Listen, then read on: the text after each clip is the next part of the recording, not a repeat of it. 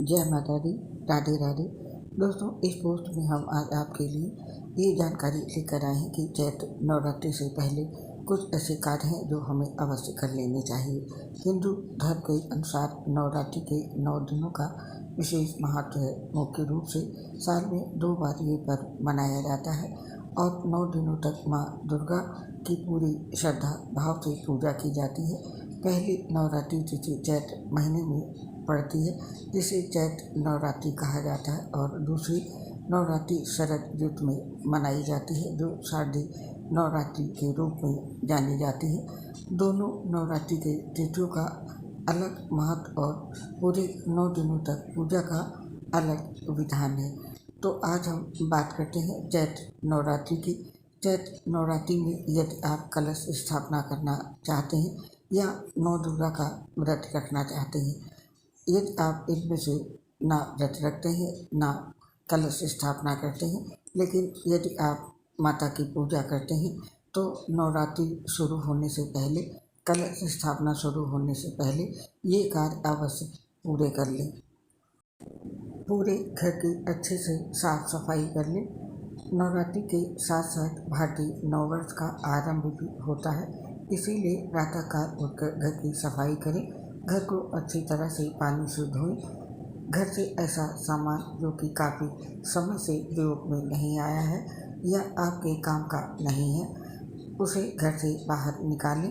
घर के दरवाजे पर आम, अशोक या फूलों की सुंदर बंदर बार लगाएं।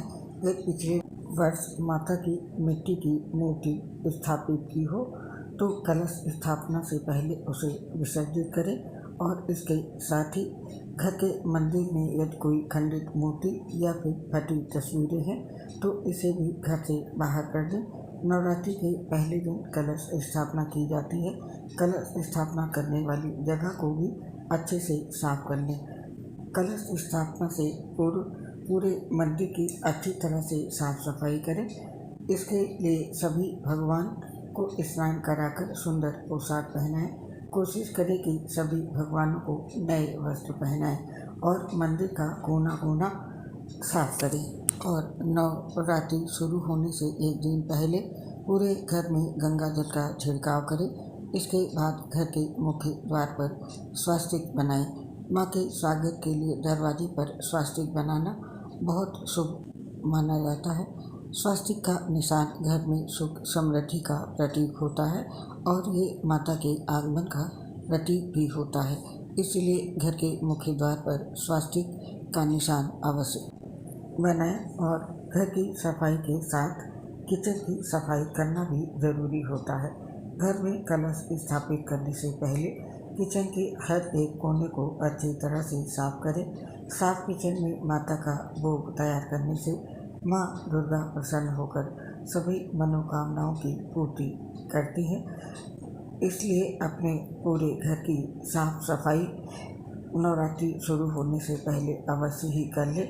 और सफाई के साथ ही साथ नवरात्रि शुरू होने से पहले ये कार्य हैं, इन्हें भी अवश्य निपटा लें। जैसे कि नवरात्रि व्रत और पूजन की सामग्री पहले से ही जुटाकर रख लें।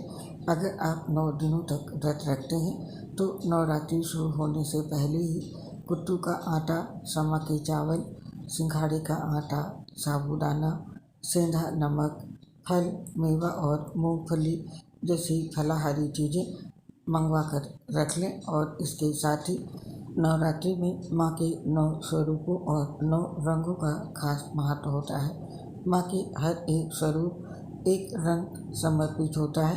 इन 9 दिनों में आपको किस दिन कौन से कपड़े पहनने हैं, इसका चयन पहले से ही कर लें। इससे आपका माता रानी की आराधना करने में आसानी होगी। और यदि दाढ़ी मूंछ वाला काम है उसे भी निपटा लें।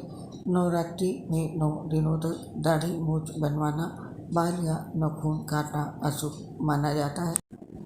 इसीलिए अगर आपको ये सब काम करने हैं तो नवरात्रि शुरू होने से पहले ही इन्हें निपटा लें।